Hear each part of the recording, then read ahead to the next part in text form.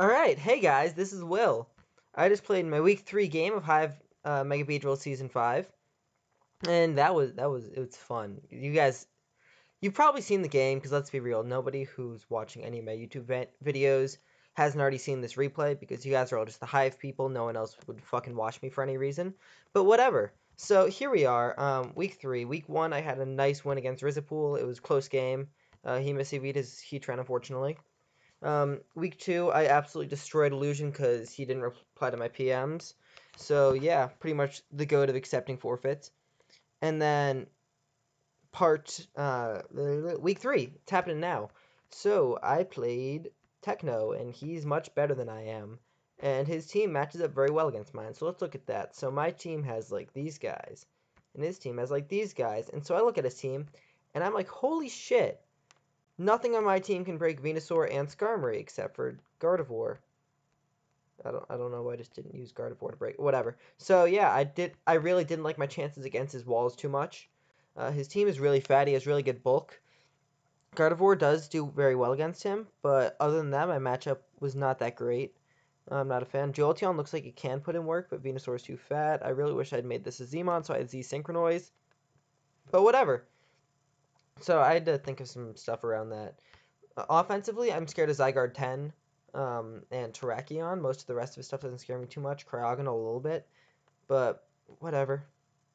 So let's get into what I built. So first thing is a Specs Frostlass, because it really can just like...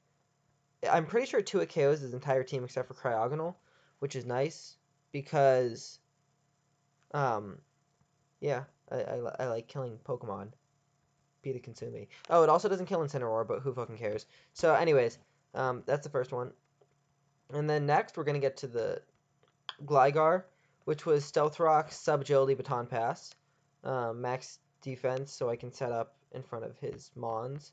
So I can set up in front of stuff like Zygarde 10, which probably just going to be Choice Banded. And stuff like that. So yeah, so that's going to do some Baton Pass shenanigans. When we're talking about Baton Pass shenanigans, let's get to Jolteon, which is Baton Pass, Agility, Substitute, Yawn. And this is misleading, because as you might notice, it doesn't have... It has a serious nature, because what it was during the game is, it was this. Because I'm dumb and didn't realize it until I was playing. I was like, wait a second, that move did more than it should.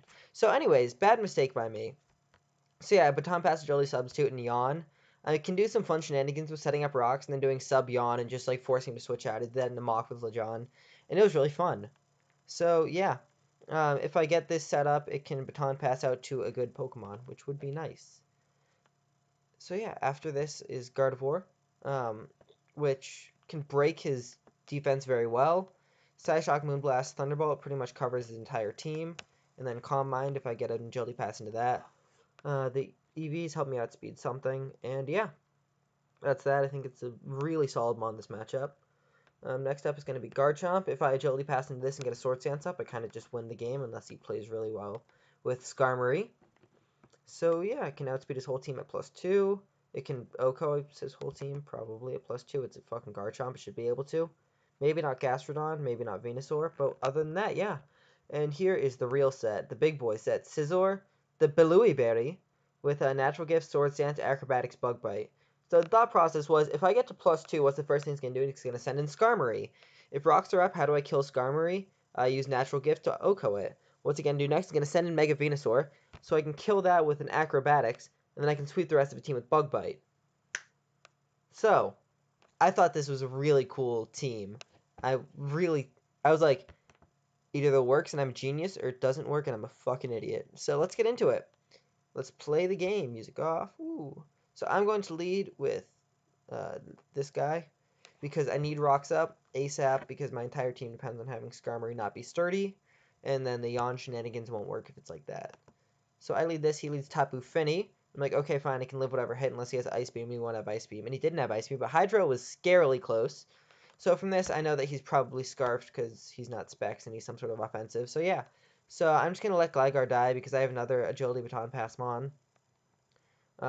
So yeah, so now I'm going to bring in Jolteon and scare him out, because he's like, oh man, it's Jolteon. It's going to T-Bolt me. But I'm like, nah, fam, yeet.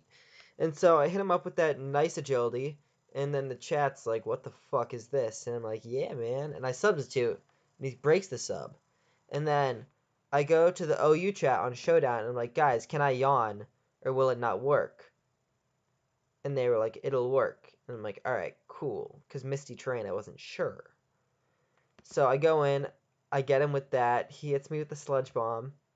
I substitute because it's a safe play regardless of whether he stays in or not. He goes for Giga Drain, that's fine. And then I BP out into my Scizor because I saw that Scizor is probably the best thing to BP into. And I go for a Swords Dance as he switches into Skarmory, as I expected. And will he switch out? No, he doesn't see the natural gift coming, and it OHKOs him. And so now he goes into this, and I Bug Bite it, and it's 2 KO, and I kind of just win the game, except for the fact that he burns me. If he didn't burn me here, Scizor won the game straight up, and that would have been amazing. But unfortunately, we can't have nice things. So whatever. I'll just kill him here. And then I'm like, wait a second, I can still win this game potentially with Scizor. If I just get up another Swords Dance, and then that'll let me, like, 2 KO Finny and stuff.